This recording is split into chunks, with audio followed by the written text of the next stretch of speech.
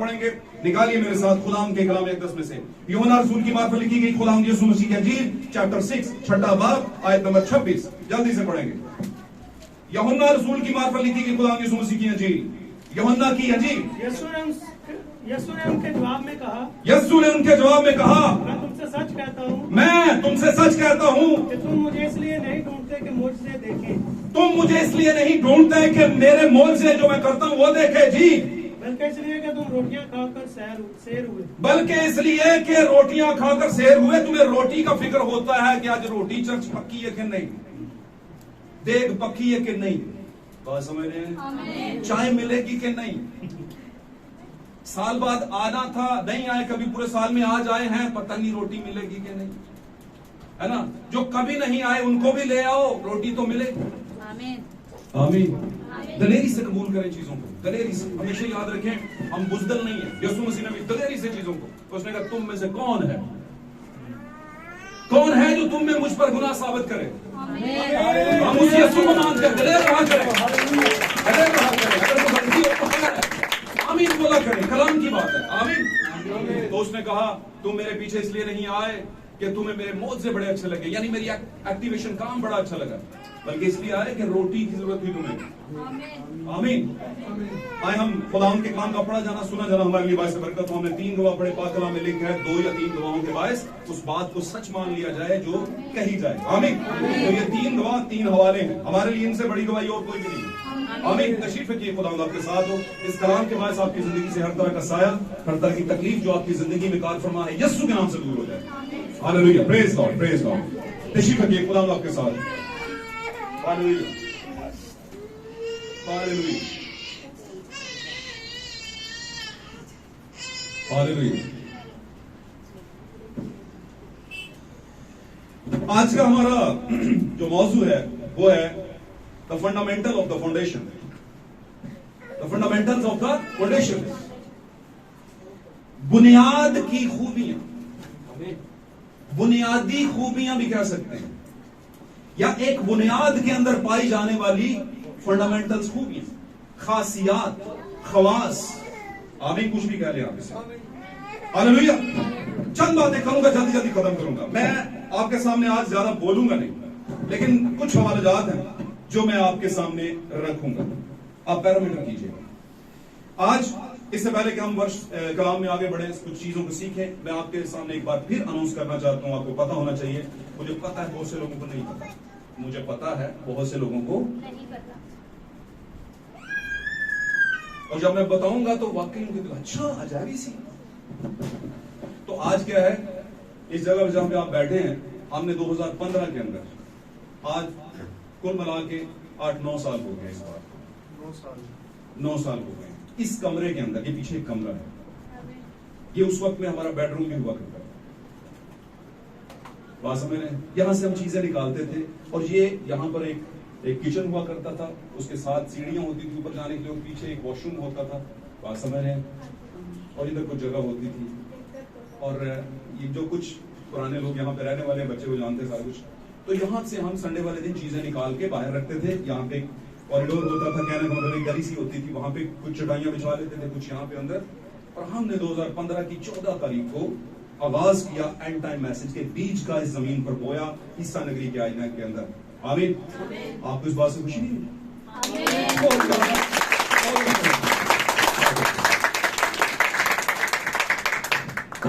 तो वांटियां तो बच्चा हो जाए ना, तो फजूल में रोला डाला होता, भाई बच्चा होना तो है, तंग की मसला है। बात समझे। तो यहाँ पर अपने घर में जिंदगी पैदा हुई है, किसी को पता भी नहीं ताली बजानी है कि नहीं बजानी। अच्छा मैं बजाऊंगी तो शर्म आएगी, वो बजाए यहाँ पहले। बात समझे। तो ये कि हमसायों की बात हो रही है, या वो कॉलोनी के उस पठान कॉलोनी की बात हो रही है, किसी और कॉलोनी की बात, किसी और मुल्क की बात, किसी और जनता की बात हो रही है, भाई आपकी बात हो रही है, और आप ही को पता नहीं। उछड़ बचा पिंड ढंढोरा, जिंदगी अपने टाके लगी हुई है ना, जिंदगी पास, और हम ढूंढ रहे हैं लेफ्ट राइट। ओके, तो क्या हुआ, हमने 2015 में यहां पर आगाज किया, वो दिन था 14 अगस्त का। अब चूंकि 14 अगस्त कल है, और कल ते किसी ने उंज संडे वाले दिन नहीं बढ़ते, संडे वाले दिन उंज मिन्नता कर करके फोन कर करके। अच्छा चलो हम इन्ने फोन पादरी ने कितने जाना तो चाहिए, फिर कहेगा यार फोन कीते हैं तो चलो इस गल की गैरत वास्ते चले जाएंगे, बाकी उन्हें गर्मी बहुत है जाना की। समझे मेरी बात के नहीं समझे? ओके। अब हुआ ये 14 तारीख को कल की डेट बनती थी, कल हमने इबादत नहीं रखी, आज के दिन ही रख ली, है ना, ताकि लोग इसको समझ लें। तो आज हमारे चर्च की एनिवर्सरी है, आमीन। और ये बात मैंने पिछले संडे हमने अनाउंस कर दी थी, पिछले संडे हमने अनाउंस कर दी थी। और जब घर में सालगिरह हो किसी बच्चे की या आपके बॉस की सालगिरह हो तो मेरा ख्याल है तुसी कैम्ब्रिज कंपनी की शर्ट पैंट लेके जाओगे उसके लिए, वो भी माड़ी मोटी नहीं ले जाते, सब लोग ने मैरिज की एनिवर्सरी आज इसको क्यों नया चीज है कि खास कर लेते हैं। बातों को समझना, माइंड नहीं कोई भी करेगा, माइंड हमने नहीं रखा हुआ इस गेम में। माइंड वाला कौन सा? पौलुस कहता है हमें अपना माइंड तो है ही नहीं, हमें तो मसीह का माइंड है। तो मसीह का माइंड क्या है मेरे जीवन? मसीह के माइंड में खुदी शुदी कोई नहीं है। अगर खुदी होती तो कहता भाई जान हो यार ये तो बड़ी बेइज्जती है, मुंह थूक दे भी नहीं। अच्छा और बस हो भाई मैं इतनी क्विट कर, इस गेम में मैं आगे नहीं बढ़ूंगा। बल्कि उसने तो ईसाया कहता है खामोशी से रहा सॉरी और जुबान नहीं खोली, उसने कहा कर लो जो कुछ, मेरी आने वाली नस्लों की कीमत मैं दे के जा रहा हूं। कल को आपके इस दुनिया के अंदर कोई भी चीज खाएगा ना तो उसकी कीमत मैंने पहले दी है, उससे नहीं पूछनी तुमने कीमत, मैंने पेमेंट की है। हालेलुया। तो आपके पापा ने, मेरे पापा ने सलीम के ऊपर पेमेंट की है, आप खा सकते हैं और उस खाने की कीमत नहीं लगेगी, क्योंकि खुदा जब कीमत मांगेगा ना, कीमत का मतलब सजा देगा, जुर्माना लगाएगा, तो पहले यीशु का लहू से सामने नजर आएगा कि मेरी ये बेटी लहू के साथ, लहू के पीछे है, आमीन, लहू के नीचे है। तो कहने का मतलब है मेरे अजीजों, आज दुनिया में अगर किसी की एनिवर्सरी हो जाए, एनिवर्सरी का लफ्ज़ी मतलब है सालगिरह, वो अलग बात है, बर्थडे की सालगिरह आ गई, शादी की सालगिरह आ गई, है ना, किसी बॉस की सालगिरह आ गई, बड़ी बहन की, बुजुर्गों की सालगिरह आ गई, साल के बाद जो दिन मनाए जो उसे सालगिरह कहते हैं, उसे एनिवर्सरी कहते हैं। ओके, तो कितने लोगों ने मुझे फोन किए थे कि भाई जी सालगिरह है, चर्च की मैसेज का आगाज हुआ था, व्हाट अ डे, जिस दिन हमने खुदा के कलाम को, मैसेज को लिया था और जिंदगी का कलाम देखा था, नबी की नबूवत के साथ खड़े हुए थे, कितना अच्छा दिन था, उसकी यादगार में भाई जी क्या क्या करना है, हाथ खड़ा करो जिन्होंने मुझे कॉल की थी। ये भी बताना है कि मुझे किस दिन कॉल की है, ये भी बता देना, ये भी बता देना। कहीं उस टाइम पे कॉल तो नहीं की कि जब बूहे पहुंची जज ते बिनो कुड़ी दे कानून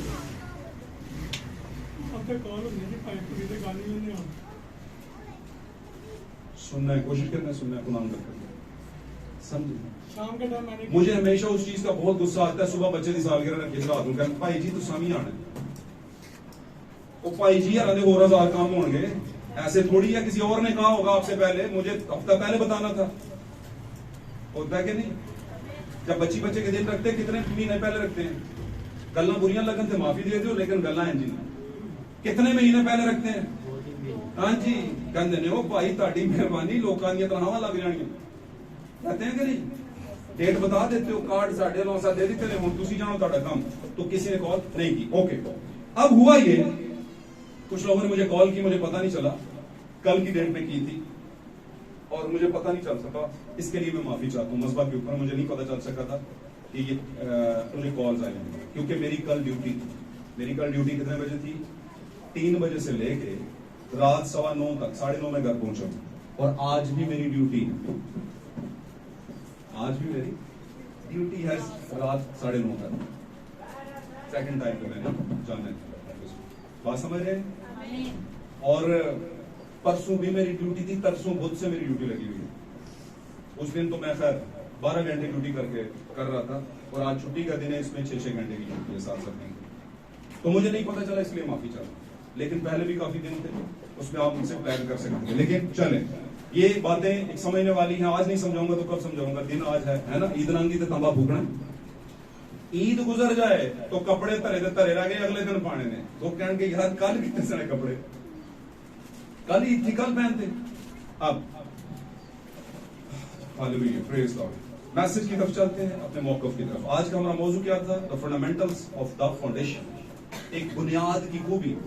मेरे अजीजों, पाक कलाम के अंदर बड़े ज्यादा हवाला जात हैं जो मैं दे सकता हूं, दूंगा नहीं, बस सुनाऊंगा। पाक कलाम में लिखा है, अक्लमंद है वो शख्स, समझदार है वो शख्स जो अपना घर किस पर बनाता है? चट्टान पर। क्यों चट्टान पर बनाता है? वजह क्या है? क्योंकि चट्टान के अंदर कुछ फंडामेंटल्स हैं, कुछ खूबियां हैं। यहां पर हमने एक नविश्ता पढ़ा, मुकद्दस मत्ती रसूल की मार्फत लिखी गई अंजील के 16वें बाब के अंदर हमने देखा यीशु मसीह ने आगाज में कहा था कि लोग इब्ने आदम के मुतालिक क्या कहते हैं, लोगों के क्या ख्यालात हैं, और पूछा किनसे? अपनी जमात से, अपनी बुलंद कलीसिया से। आमीन आमीन। उनसे पूछा और लोगों के मुख्तलिफ व्यू आए। कुछ लोगों ने कहा, लोग कहते हैं कि एलिया है, कुछ लोग नबियों में से कोई आ गया है, कोई कुछ कह रहा था, कोई कुछ। और उनमें से एक था जो आगे बढ़ा, जिसको बड़ा जोश था, बच्ची घड़ी में बहुत हाथ चुक दी है, प्राण पता नहीं है। और उसको देखते हैं ऐसे करके, अंज में एलियंस आ गए, कुछ नाम का आसमान तो उतर के कोई और कोई मखलूक आ गया, अंज देख रहे हैं। पता क्यों देख रहे हैं? क्योंकि खुद में वो हार्ट नहीं होता, खुद दिल नहीं होता, वो नफ्सियात नहीं होती जो यीशु की दी हुई है। क्योंकि जो यीशु के साथ चलेगा उसे दुनिया दुनिया की कोई परवाह नहीं, उसे दुनिया की परवाह नहीं होती। उसे परवाह नहीं होती, उसे एक चीज की परवाह है, जिस माहौल में आ गया हूं, अगर मैं उस माहौल में डूबूंगा नहीं तो मुझे बरकत कोई नहीं मिलेगी। हाँ ठीक है, हाय हेलो हाय, है ना, रसगुल्ले खाए, केक खाया, ये किया, कपड़े देखे, वेरी गुड, बहुत अच्छा कलर, ये वो, ये कुछ होता है। और क्या होता है? बातें ब्लंट है, बिल्कुल सीधी सीधी, दो टोक बात कर रहा हूं और बना के नहीं कर रहा, बिल्कुल ऐसे ही है। ओके, तो क्या हुआ? यीशु मसीह से पूछा, यीशु मसीह ने पूछा कि लोग मेरे मुतालिक क्या कहते हैं, कलीसियाओं का मेरे मुतालिक क्या ख्याल है, बनी इस्राइल का, कौमों का, गैर कौम क्या क्या क्या क्या कहते हैं मेरे मुतालिक। क्यों कहता था? क्योंकि यीशु मसीह एक फेमस पर्सनालिटी बन चुका था। यीशु मसीह मुर्दों को जिंदा करने वाला बन चुका था। यीशु मसीह बर्स के मारे हुए, जिसको हम जजाम ज़दा कहते हैं, कोड़ के मारे हुओं को शिफा देने वाला था। यीशु मसीह जन्म के अंधों को सही करने वाला, गोलियां बनाकर आंखों में फिक्स कर देने वाला और फिर शिफा देने वाला, और बोलने वाला कि जाकर शैलूफ में धो ले। आमीन। यीशु मसीह के नाम से हालेलुया। हर जमाने में एक शैलूख रहा है, हर जमाने में शैलूख यानी एक हौज रहा है जिसका नाम शैलूख था। आमीन। एक ऐसी जगह जहां पर आप धोते हैं अपने आप को और आपको बनाई वापस मिलती है, आपका अंधापन दूर हो जाता है, खुदा सिरे से ही आपकी आंखें क्रिएट कर देता है। हालेलुया। आपके दिल क्रिएट कर देता है और कहता है कि जाकर शैलूख में धो ले। मेरा जो काम था मैंने कर दिया, मैंने तुझे आंखें दे दी, अब इन आंखों को धोना है तूने। आमीन। और शैलूख में धो ले।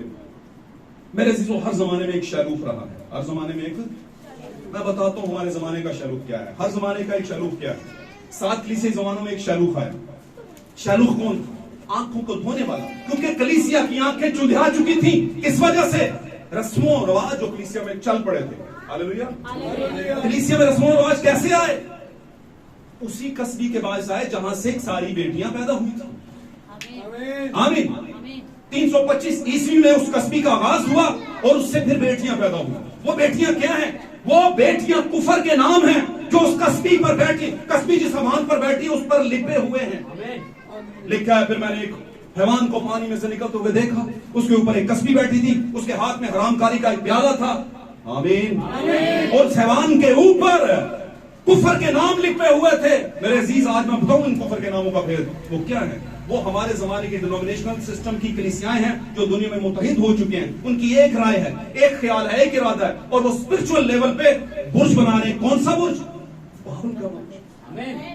एक बुर्ज था उस जमाने में बना और खुदा उसको देखकर खुश नहीं हुआ, उसको गिराने के लिए, उसके खिलाफ होने के लिए उतरा खुदावंद।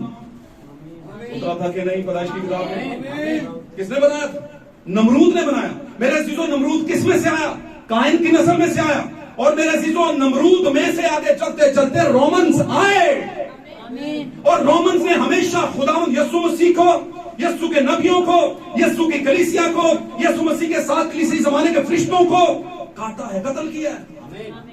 आमीन। रोम कभी भी, रोमी स्पिरिट कभी भी मसीही नहीं हो सकती। वो कहेंगे हमें मसीही मत कहो, हमें कहो रोमन कैथोलिक कलीसिया। आमीन। लोग कहते हैं प्यो दादे तो तुसी कैथोलिक जसो आज भाई हो गए हो, ऐसे कुछ करते हैं, ऐसी ऐसी ऐसी परफॉर्मेंस देते हैं लोग। तो मैंने कहा ईमान के लिहाज से हमारा बाप कौन हुआ? बदन के लिहाज से नहीं, ईमान के लिहाज से। बनी इस्राएलियों का बदन के लिहाज से, हमारा क्या? ईमान के लिहाज से। Hallelujah, hallelujah. तो आप अब्राहम को बाप कहते हैं, और आपके बाप के इब्राहिम, आपका बाप जो इब्राहिम है उसका माजी पता है आपको? कहां से आया था वो? कहां से आया था? कसदियों के ऊर से बनवाया था। आमीन। और उसके बाप का नाम क्या था? बोलिए बोलिए। तारा। उसके भाइयों का नाम नहूर और हारान। आमीन। और उसके भतीजे का नाम लूत था। हालेलुया। तारा क्या करता था? क्या काम था उसका? क्या उनकी पूजा पाठ था? क्या इबादत का जरिया था? बुत परस्ती। रोमन्स एम्पायर के ज़ेरे असर ईमान को लेकर आना, यानी बुतों पर ईमान। आप बोलेंगे हमने किधर भाई, हम किधर बुतों पर ईमान रखते हैं? अच्छा, ईमान नहीं रखते तो इस स्टैचू को जरा हटाकर दिखाओ। नहीं, इसको रहने दे भाई। क्या हो गया? वो ऐसा नहीं करेंगे, हमेशा याद रखिए। जब चीजें आपके रूटीन में आना शुरू हो जाएं, आपके घर में, आपके चर्च में, आपकी कलीसिया में, आपके ऑफिस में, तो अगली नस्ल वैसा ही करती है जैसे आप कर रहे थे। वो उसी को सच मानती। इसीलिए खुदावंद ने अब्राम को आवाज दी और उसे अब्राहम किया। सारी तो उसकी बीवी थी, उसने तो आना ही था, क्योंकि तुम दो नहीं बल्कि एक तन होंगे। बातों को कैच करते हैं, मैं ज्यादा तफसील में नहीं जाता। आमीन। मेरे अजीजों, अब्राहम का बैकग्राउंड बुत परस्ती था। उसका बाप मानता था तो वो भी मानता ही होगा। इंज नहीं ना हो सकता कि पुत्र मने ना प्यो मने। बुत परस्ती के बैकग्राउंड से निकाला किसको? अब्राहम को, और उसको अब्राहम किया। मेरे अजीजों, आज अगर थोड़ी सी गौर हम करें, हिस्ट्री को पढ़ें, इंसाइक्लोपीडिया को पढ़ें, अब क्रिश्चियनिटी का इंसाइक्लोपीडिया, खास तौर पर जो 325 में आगाज हुआ वो रोमन इंसाइक्लोपीडिया है। उसके अंदर आप नजर आएंगे रोमन अंपायर के नीचे, लेकिन खुदावंद ने आखिरी जमाना में उन कुफर के नामों में से हमें निकाला एक नबी की आवाज के जरिए, the voice of our age. और उस आवाज के जरिए, और वो आवाज मुकाशवा में लिखा है 10 बाब के अंदर, मुकाशवा 10:7 के अंदर। फिर साथ में कलीसिया की आवाज देने के जमाने में ध्यान दें, ध्यान दें। मुकाशवा 10:7 के अंदर लिखा है, फिर सातवें कलीसिया की आवाज देने के जमाने में जब वो नरसिंगा फूंकने को होगा तो खुदा अपना पोशीदा मतलब अपने उन बंदों नबियों पर जाहिर कर देगा जो उसने छुपा रखा था, जो उस वक्त से छुपा हुआ था। तो ये कब होगा? 7वें कलीसियाई जमाने के नरसिंगे के टाइम पर। तो 7वें जमाने का कलीसियाई वक्त कौन सा है? मेरा और आपका, जिस पे आप खड़े हैं, ये है 7वां जमाना। आमीन। ये 7वें जमाना नॉमिनेटेड किससे है? ये कौन सी कलीसिया से नॉमिनेटेड है? लुदीशियन चर्च, जिसको हम लुदीकिया की कलीसिया का जमाना कहते हैं। आमीन। लेकिन कलीसियाएं सातों की सातों से खुदावंद को क्या है? शिकायत। हमारे जमाने की कलीसिया शिकायत है, ना तू सर्द है ना तू गर्म है। अद्धी लात तक शरीयत च फसाई, अद्धी लात इधर फसाई, अद्धी लात इस चर्च, अद्धी उस चर्च, अद्धा पादरी है अद्धा पादरी हो। सियाने दसी बड़े, 2 कश्तियों का सवार कभी भी अपने आप को धोखा दे रहा होता है, बड़ी बुरी मौत मरता है वो। आमीन। तो याद रखें, किसी एक के होकर लुदीकिया कलीसिया को नसीहत करता है खुदा, कहता है अच्छा था कि तू या सर्द हो जाता या तू लुकवार्म है, तू नीम गर्म है, और हालत तेरी यह है कि तू मेरे मुंह के अंदर है। अब मैं नीम गर्मी की हालत को मैं क्या कर दूंगा? मैं क्या कर दूंगा? वॉमिट कर दूंगा, उगल दूंगा, निकाल दूंगा। मुंह से फेंकने को हूं, कहता मैं फेंकने ही वाला हूं, सीधा हो जाए या गर्म हो जाए या ये हालत है। हालेलुया। मेरे अजीजों, मैं ये बताने की कोशिश कर रहा हूं कि सातों कलीसियाई जमानों में जो कलीसियाएं हैं उनमें खुदावंद ने शालूख भेजे, ऐसा पानी भेजा, ऐसे होश भेजे, जिनमें से सबसे पहला होश कौन था? पौलुस रसूल, पहले कलीसिया जमाने का पहला फरिश्ता। दूसरा एरेनियस, तीसरा कोलंबस, चौथा मार्टिन लूथर। आमीन। आमीन। और पांचवा मार्टिन, छठा जॉन वेस्ली और सातवां brother Marian William Branham. Hallelujah, praise God, यीशु के नाम में हालेलुया, हालेलुया, प्रेज गॉड। मेरे सीधे हमेशा से खुदावंद ने साथ में काम किया, खुदावंद साथ में कामिल हुआ है। खुदावंद हमेशा तीन में कामिल नहीं होता। लोग कहते हैं खुदावंद तीन में कामिल है, अरे नहीं भाई, खुदावंद साथ में कामिल है। आमीन। क्या आपने कभी कोई ऐसी चारपाई देखी हो जो तीन पांवों पर खड़ी हो और वो कहे कि ठीक है भाई इस पे सो जाओ? कभी भी नहीं सोएंगे आप। कोई ऐसी स्टूल, कोई टेबल, कोई कुर्सी तीन पायों वाली नहीं। आमीन। कहीं ना कहीं आपको चार रखने पड़ेंगे, और चार भी क्या है? कामलियत की अलामत, मजबूती की अलामत। हालेलुया। और साथ क्या है? खुदा का शब्द है। और शब्द का क्या मतलब है? खुदा का आराम। और पौलुस कहता है खुदावन के मुकद्दसों के लिए अभी शब्द का आराम बाकी है। यानी ये दुनिया के शब्द जो मनाते हैं ये वाले शब्द नहीं। कब कहा था? पहले कलीसियाई दौर में पौलुस ने कहा कि खुदावन के मुकद्दसों के लिए अभी शब्द का आराम। तो कहां की बात कर रहा था? सातवें जमाने के अंदर खुदावन की दुल्हन की बात कर रहा था। आज दुल्हन टेंशन में नहीं है, दुल्हन फिक्र में नहीं है, परेशानी में नहीं है। क्यों? क्योंकि उसके लिए खुदावन ने आराम के लिए उसे उसकी खुराक दे रखी है, और वो खाकर सेर होकर लेती है। आमीन। उसकी खुराक जो है, और मैं यहां पर कहता चलूं कि उसकी खुराक कीड़ों से पाक है, क्योंकि वो सोने के मर्तबान से खाती है जो अहद के संदूक में पड़ा हुआ है। अहद का संदूक यीशु मसीह, और सोने का मर्तबान भी यीशु मसीह का बदन, जिसमें से हम खुराक खाते हैं, वो हमें अपने मुंह से खिलाता है। आजा तू उकाबा वाली डार नाल, ताजा खान वाले परिवार नाल। हालेलुया। ओके, हम आगे बढ़ते हैं। यीशु मसीह ने पूछा, यीशु ने पूछा लोग मेरे बारे क्या कहते हैं? शागिर्दों में से काफी ने अपने अपने ख्यालात बयान किए, आप काफी टाइम से सुनते आ रहे हैं। लेकिन पतरस एक ऐसा शख्स था जो ब्राइड की तमसील है, ब्राइड की एग्जाम्पल है। वो आगे बढ़ा, उसने कहा तू जिंदा खुदा का बेटा मसीह। आमीन। तो खुदावंद ने फिर दुनिया की गाल का कमेंट नहीं दिया, खुदावंद ने उसकी बात का कमेंट दिया, और दिया क्या? उसने कहा मुबारक है तू शमौन बर यूना। मुबारक है तू शमौन। बर का मतलब बेटा और बत का मतलब बेटी। सॉरी, बर का मतलब बेटा और बत का मतलब बेटी। बत सबब। आमीन। ओके, तो यूना के बेटे शमौन, तू मुबारक है, और देख तू पतरस है। उसने कहा तू पतरस है, मैं तुझे आज से पतरस करता हूं, और मैं इस पत्थर पर देख अपनी कलीसिया कायम करूं। तो यहां पर थोड़ा सा सीख लेते हैं। लोग समझते हैं कि पतरस के ऊपर कलीसिया क्या है? कायम हुई है। खुदा किसी बदन के ऊपर अपनी कलीसिया कायम, क्योंकि जो औरत से पैदा हुआ है थोड़े दिनों का है, वो गुनाह से भरा हुआ है, और वक्त की हवा चलती है और वो फूल की तरह कुमला जाता है ना, और मर जाता है, दुनिया से वजूद खत्म हो जाता है। फिर खुदा एक ऐसे शख्स पर अपनी कलीसिया कायम नहीं करता जो किसी भी टाइम पर लड़खड़ा जाए, बहकावे में आ जाए। हालेलुया। बात को समझ लेना जरा, ये बात जरा गहरी है।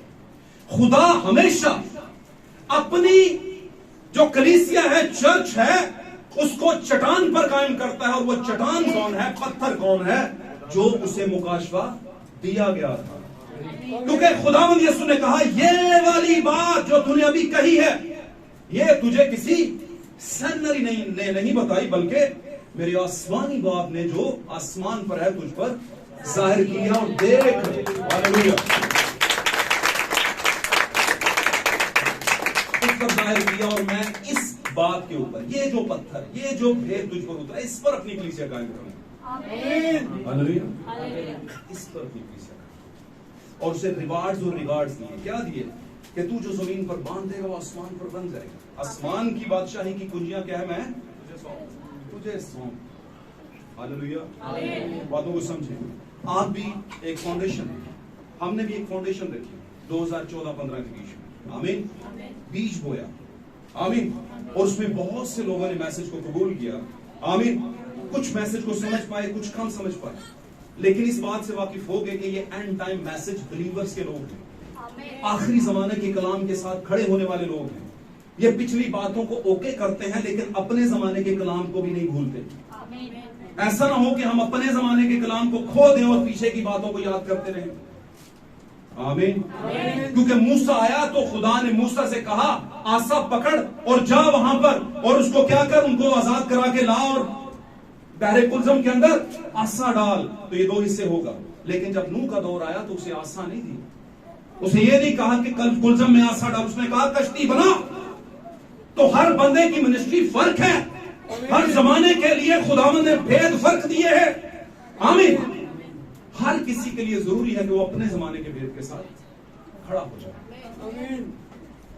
तो अगर उनके जमाने के अंदर भेद थे तो हमारे जमाने में भी तो है। उनके जमाने में फरिश्ते आए तो हमारे जमाने में भी कोई आया है। हालेलुया। मेरे अजीज हो, एक जमाना था कुमारी के पास फरिश्ता आ गया। कौन फरिश्ता आया था? जबराइल फरिश्ता। किसने भेजा? आमीन। उसने कलाम दिया, उसने कहा मेरे लिए तेरे कौल के मुवाफिक हो, यानी कलाम को कबूल कर लिया और जिंदगी उसके अंदर पनपना शुरू हो गई। आमीन। वजूद लेना शुरू हो गया। आमीन। फिर एक और जमाना आया, मेरा और आपका जमाना। आमीन। वो 7वां जमाना है। 7वें जमाने में सब कुछ से छांट फूक कर निकाली गई एक दुल्हन, उसके पास भी एक फरिश्ता है। आमीन। लेकिन वो जबराइल नहीं था। वो कौन था? हमारे जमाने का फरिश्ता, ब्रदर मैरियन विलियम ब्रैनम। कब आया? 1906 के अंदर उसने तलाश की। हालेलुया। हालेलुया। उसने खुदा से मिनिस्ट्री ली और उसने दुल्हन को दी। और मैं एक बात बताता चलूंगा, ये जो दुल्हा और दुल्हन का मामला है, ये कोई पब्लिक शो नहीं। कभी भी दूल्हा दुल्हन लोगों के सामने गाल थोड़ी करते हैं। गुफ्तगू करनी हो तो लग जाते हैं, ऐसा ही है। बात समझ आई है? तो खुदा भी कलीसियाओं से बात नहीं करता। खुदा जब सीक्रेट भेद की बात होती है तो अपनी दुल्हन से ही करता है। तो आप सब इस बात के दावेदार, हम सब इस बात के दावेदार हैं कि हम मसीह की क्या है? ब्राइड है, दुल्हन है। हालेलुया। जबकि वो उसे लेने आ रहे हैं। आमीन। हालेलुया। यूसुफ अपने घर पर था और मरियम प्रेग हो चुकी थी। समझो जरा, भेदी गल। मरियम यूसुफ के घर में जाके प्रेग नहीं हुई। प्रेग समझ रहे हो? प्रेग समझ रहे हैं? प्रेग्नेंट, गर्भवती जिसको कहते हैं, हामला भी कहते हैं। तो वो अपने हस्बैंड के घर में नहीं हुई। वो कहां पर हुई थी? रुखसती से पहले ही। किसकी वजह से हुई थी?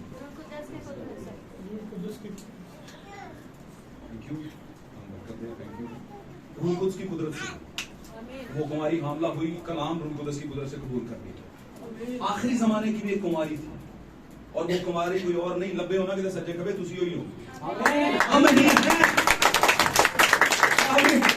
अभी दुल्हा आया नहीं है। आने का मतलब अपने घर में नहीं लेकर गया, हम पहले ही प्रेग्नेंट। किससे? खुदा के कलाम से आया। किसके जरिए? 7वें जमाने के फरिश्ता के जरिए। उस जमाने में जबराइल के जरिए कुमारी के पास आया, हमारे जमाने में 7वें जमाने के फरिश्ता के जरिए आया और दोनों ने कहा मेरे लिए तेरे कौल के मुवाफिक हो। और जिंदगी अब आपकी खुदावन की तरफ से जिंदगी आपके अंदर पनपना शुरू होगी, बनना शुरू होगी। और जैसे कि किसी के अंदर हमला होने के बाद दर्द शुरू होते हैं, जिसको हम बर्थ पेन्स कहते हैं। बातें जरा ना समझने वाली है, ये बातें उस तरह की नहीं है जिस तरह का कोई समझ रहा है। आमीन। ये बातें वो हैं जो हम रूहानी एंगल से समझ रहे हैं। बड़ी खास बातें, शायद कहीं आपको ना समझाई जाए ये बातें। जब एक खातून जो है उम्मीद से होती है तो कुछ टाइम के बाद उससे बर्थ पेन लगते हैं, यानी जनने के दर्द। और ये जरूरी होते हैं, ये होने चाहिए। लेकिन ये इतने आसान नहीं होते, बड़े तकलीफदेह होते हैं। लोगों को फिक्र पड़ जाती है। आमीन। जानलेवा साबित भी हो सकते हैं। इसी तरह जब हमारे जमाने का फरिश्ता आया, आमीन, खुदावंद आसमान से उतरा और उसने हमारे जमाने के फरिश्ता को एक किताब दी, बीज दिया। आमीन। बीज कहते हैं नस्ल को, ऑफ स्प्रिंग भी से कहते हैं, तुखम भी कहते हैं। और बीज चाहे जमीन में डाला जाए या किसी इंसान के जरिए से आए, वो बच्चे को दुनिया में लेकर आता है, जमीन पौधे को दुनिया में लेकर आती है। बात समझ रहे? तो हमारे जमाने के अंदर बीज कौन सा आया? मुकाशफा की किताब का 10वां बाब निकालिए, पहली चंद आयत पढ़िए। 10वां बाब निकालिए, पहली चंद आयत पढ़िए, जल्दी जल्दी से निकालिए, टाइम नहीं हमारे पास, बस इसको खत्म करें। हालेलुया। फिर मैंने एक और जोरावर फरिश्ता को बादल ओढ़े हुए आसमान से उतरते देखा। जी सुनिएगा गौर से। उसके सर पर धनक थी, उसके सर पर धनक थी और उसका चेहरा आफताब की मानिद था जी, और उसके पांव आग के सतूनों की मानिद जी, और उसके हाथ में एक छोटी सी खुली हुई किताब थी। ये है वो बीज, ये है वो बीज। उसके हाथ में क्या थी? छोटी सी खुली किताब। इसकी खूबियां देखी हैं, इसके पांव, इसका चेहरा आफताब की मानिद है, इसके पांव जो है सतूनों की मानिद है, इसके सर पर धनक है ना, जोरावर है। ये फरिश्ता सिर्फ कहने को फरिश्ता है, ये असल में यीशु मसीह है, मेरा और आपका खुदावंद। इसने अपना एक पांव खुशकी पर रखा है, एक बाजी पर रखा है। ये उतरा था और इसने अपने जमाने के नबी को बीज दिया था कि जाकर मेरे जमाने के लोगों को बता। आमीन। और हमारे जमाने के फरिश्ता के जरिए वो कलाम आया, और वो बीज क्या है? ओके, इसको मैं थोड़ी सी आयत बताऊं जहां पर हम इस बात को बर्थ पेन को लेंगे। 10वें बाब की आयत नंबर आप पढ़िएगा भाई।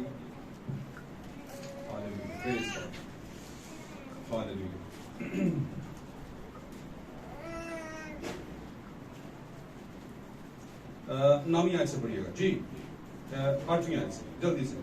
और जिस आवाज देने वाले को मैंने आसमान पर बोलते सुना था, गौर से सुनिए, उसने फिर मुझसे मुखातिब होकर कहा कि जा उस फरिश्ता के हाथ में से जो समुंदर और खुशकी पर खड़ा है, हाँ जी, वो खुली हुई किताब ले ले। हाँ जी। तब मैंने उस फरिश्ता के पास जाकर कहा कि ये छोटी किताब मुझे दे दे। ये छोटी किताब मुझे दे दे। जी पढ़िए। उसने मुझसे कहा कि ले, इसे खा ले। अब उसने, यस्सु ने क्या कहा? यस्सु ही वो फरिश्ता था। उसने कहा ले, इसे खा ले। इसे क्या कर ले? छोटी सी खुली किताब, भेदों की किताब थी, बीज था जी। ये तेरा पेट तो कड़वा कर देगी, हाँ जी, मगर तेरे मुंह में शहद की तरह मीठी लगेगी। कहता है कि ये तेरा पेट कड़वा कर दिया, अब तू इसे खा लेगा तो तुझे बर्थ पेन लगेंगे, क्योंकि बीज तूने इनहेल किया है। तूने अपनी बैली में एक बीज को लिया है, और बीज तुम्हें हामला करेगा, तुझे भर देगा, प्रेग कर देगा। और जब कोई प्रेग हो जाता है तो उसे बर्थ पेन लगते हैं, जनने के दर्द लगते हैं, तकलीफें शुरू हो जाती हैं। आमीन। जब आप हकीकी कलाम को इनहेल करते हो, निगल लेते हो, खा लेते हो, तो फिर जमाना आपको जीने नहीं देता। आमीन। लोग कहते हैं ये किस तरह की बातें करते हैं? ये कहते हैं औरत पादरानी नहीं बनेगी, ये कहते हैं कुंवारा पादरी नहीं बनेगा, ये औरत मर्द का लिबास नहीं पहनेगी, औरत बाल नहीं कटवाएगी, औरत मेकअप नहीं करेगी, ये नहीं होगा, वो नहीं होगा। ये किस तरह की कलीसिया है? ये दकियानुसी कलीसिया है, ये खड़ूस कलीसिया है, ये नटों का टोला है, ये जनूनियों का गिरोह है, ये बिदती लोग हैं। इस तरह के अलकाबात मिलेंगे। और ये क्या है? Birth pain. ये जनने के दर्द हैं जो बीज की वजह से आपको लगे। आमीन। यहां पर मैं एक बात करता चलूं, हमेशा याद रखिएगा, किसी चीज में कामयाबी के लिए उस काम में डूबना पड़ता। एक दिन की मेहनत से कामयाबी कभी भी आपको नसीब नहीं होती। और अगर कहीं पर सफार से हो भी जाए ना, तो ज्यादा देर टिकती नहीं है। आमीन। फिर किसी शख्स ने कहा, जिसे दुनिया पागल समझती है, असल में वो खुद पागल होती है, क्योंकि पागल ही तो दुनिया को बदलते हैं। पागल ही कोई ऐसा काम करते हैं जो दुनिया से अलग होता है। और मसीह के लिए पौलुस ने कहा, हम दुनिया के लिए ठुकराए हुए और पागल हैं और दीवाने कहलाते हैं। लोग हमारे कलाम पर यकीन नहीं करते। ये कोई नई बात नहीं है कि आज आपको लोग ये कहें। ये किस तरह की बातें करते हैं? ये कायन को आदम का बेटा नहीं मानते। आमीन।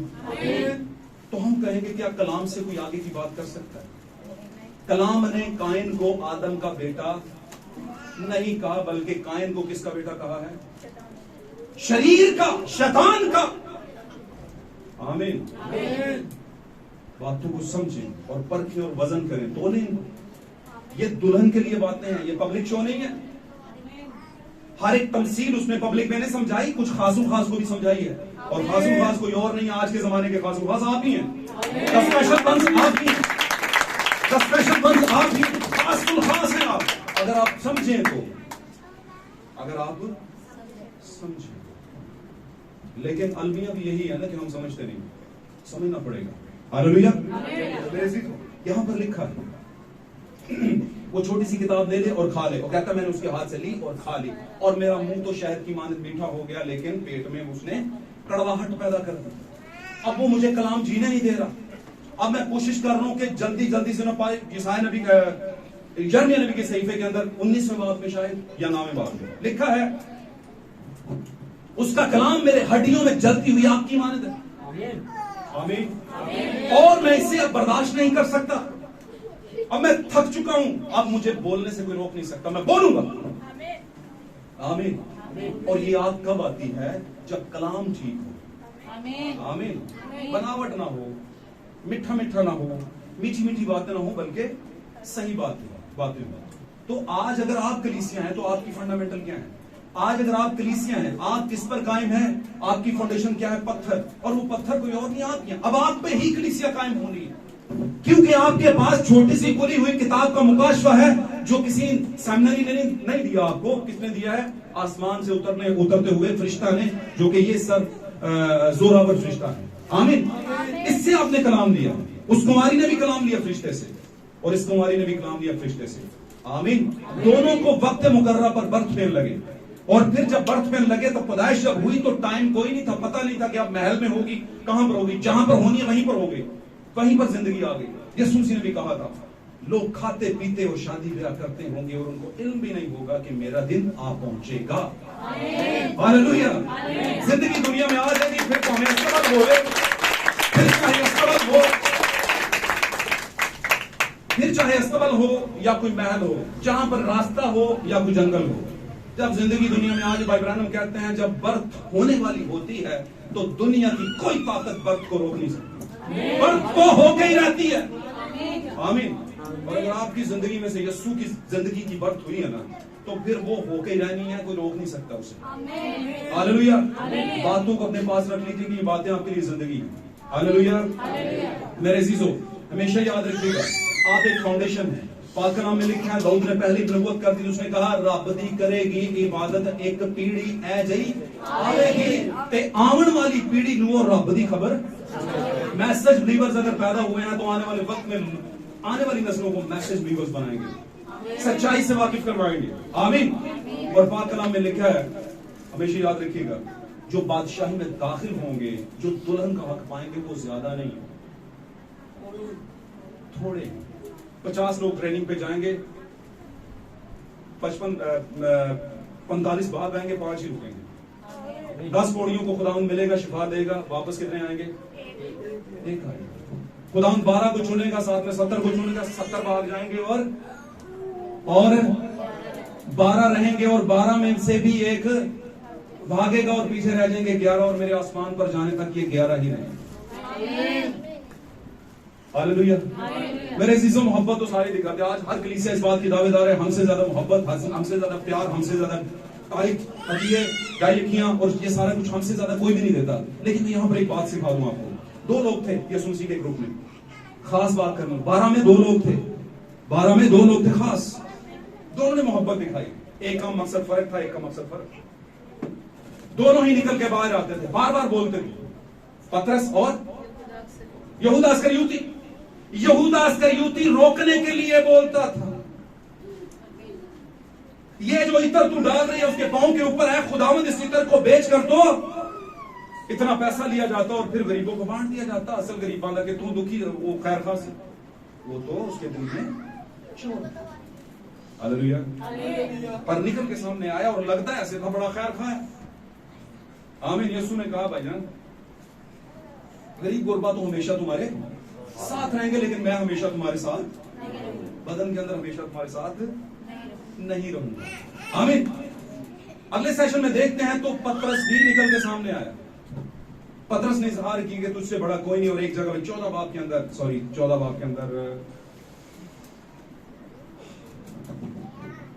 8वें बाब के अंदर वो कहता है, जहां जिंदगी की रोटी की बात हो रही है, तो उसने कहा, ऐ खुदावंद, हम तुझे छोड़कर कहां जाएं, क्योंकि जिंदगी की बात है तो तेरे पास। चैप्टर आगे पीछे हो सकता है, और ये वो बात थी जो स्लोगन थी इस बात का कि खुदा हम तुझे छोड़कर नहीं जा सकते। हालेलुया। फिर एक वक्त आया, पतरस ने यीशु का इनकार कर दिया, किया था कि नहीं? पतरस भी पछताया, रोया, ये मैंने क्या कर दिया। जब रोया तो उसका रोना कबूल हुआ, खुदा उसे माफ कर दिया। दूसरी तरफ यहूदा ने यीशु को बोसा दिया और पकड़वा दिया, और वो भी पछताया। और मैं अगर देखूं तो पतरस से ज्यादा पछताया, लेकिन उसकी पछताना कबूल। ये दो तरह की कलीसियाओं की जो आज हमारी दुनिया के अंदर है, एक है दुल्हन और दूसरी है कलीसिया। कलीसिया सिर्फ कलीसिया होती है और दुल्हन जो है वो दुल्हन होती है। दुल्हन के अंदर गड़बड़ नहीं होती, कलीसिया के अंदर गड़बड़ होती है। आमीन। अब देख लें आप कलीसिया में है या दुल्हन में। दुल्हन में ना दाग है, ना धब्बा है, ना झुर्री है, ना ही खुदा को उससे कोई शिकायत है मसीह को। आमीन। लेकिन कलीसिया से खुदा को शिकायत है। हालेलुया। तो आप अपने आप को चेक एंड बैलेंस करें। हालेलुया। हमेशा याद रखना, जो लोग कलीसिया के अंदर जब तक कलीसिया दुल्हन ही बन जाती, कलीसिया के अंदर गड़बड़ लोग होंगे, यहूदा इस्करियोती जैसे। आमीन। अमाल की किताब में गड़बड़ लोग थे। कलीसिया बढ़ रही थी, शागिर्दों ने, रसूलों ने काम किया, और देखते देखते हननिया और सफीरा उभर के सामने आए थे कि नहीं? बड़ा नाम था, बड़ा मकाम था, उन्होंने कुछ सोच लिया कि हम खुदावंद के लिए जायदाद भेजेंगे और खुदावंद को देंगे। कहा था कि नहीं? आमीन। बस मैं ऐसे खत्म कर रहा हूं, लेकिन चाहता हूं जो मेरे दिल मन में है वो मैं आपको बता दूं आज। हालेलुया। क्या हुआ? हननिया और सफीरा ने सोच तो लिया, लेकिन रास्ते में वो ट्रैप हो गए, डी ट्रैक हो गए, डिसीव हो गए, गुमराह हो गए। उन्होंने सोचा कुछ रख लो, कुछ दे दो, जैसे कि आजकल भी होता है, आमतौर पर। आमीन। मैं आपको सच्ची बात बता रहा हूं, मसबा के ऊपर से बात कर रहा हूं, या तो सोचे ही ना इस पर, और अगर सोच लिया है तो पीछे नहीं कुछ छोड़ने का। आमीन। ये आपके लिए मौत ले आएगी, सच कह रहा हूं आपको। आगाज का जमाना फ्रेश जमाना था, पहला ताजा रूह उतरा हुआ था, उससे बेहतर जमाना कौन सा होगा? भाई ब्रायन कहते हैं हमें जरूरत है दोबारा उसी पेंटिकोस्टल दौर के एटमॉस्फेयर में जाने की, उसी माहौल में जाने की। वही बहाली है जहां से राज हुआ पहले जमाने का, वो सही थे, आगे चल के गिरे हैं वो। आमीन। कितना परफेक्ट जमाना, और उसमें हननिया और सफीरा मौजूद है, और वो दोनों गिर गए। और गिरे कैसे? पैसे की वजह से, लालच की वजह से। जब गिर गए तो आकर रसूलों को झूठ बोल दिया, आज थोड़े बहुत दिए और बोला इतने की ही बिकी है। बात समझ रहे? बड़ी बात। देर बाद दूसरा आया, उसकी बीवी आई, तो उसने कहा क्या इतने की बिकी? आमीन।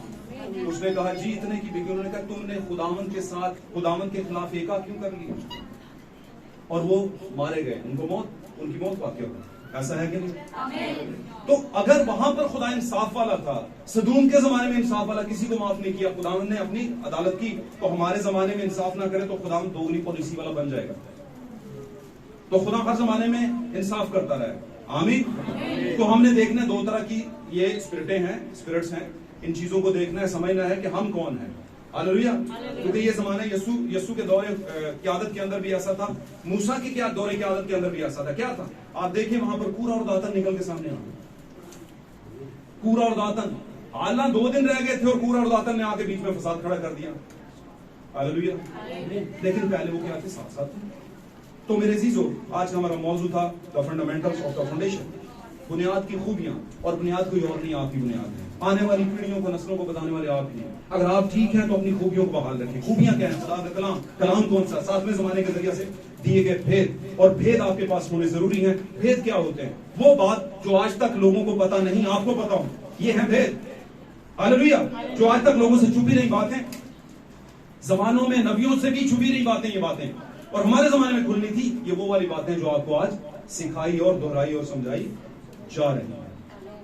आमीन। कितने लोग हैं जिनको मेरी बात की समझ आई? सच्ची गल ना हाथ खड़ा करना, झूठी गल ना खड़ा नहीं करना। God bless you. खुदा साहब जिनको समझ नहीं आई, खुदा उनको भी बरकत दे। जरूर आने वाले वक्तों में समझ आ जाएगी, खुदा खैर करेगा। तो मेरे से हम अपनी आंखों को बंद करते हैं और आज के इस मौजू के लिए खुदावंद से बरकत चाहते हैं कि खुदावंद ने आज ये वक्त बख्शा है कि हम अपने आप को चेक करें कि हम ही वो फाउंडेशन है। सबसे पहले यीशु था, उसके बाद उसकी दुल्हन फाउंडेशन है, क्योंकि औरत मर्द का क्या है? जलाल। हालेलुया। आंखें बंद करेंगे सब। हालेलुया। आंखें बंद करेंगे, सब आंखें बंद करेंगे, खुदा के नाम को डाल देंगे, उसकी सताइश करेंगे, हम करेंगे। Praise God. हालेलुया। हालेलुया। तारीफ हो, तारीफ हो।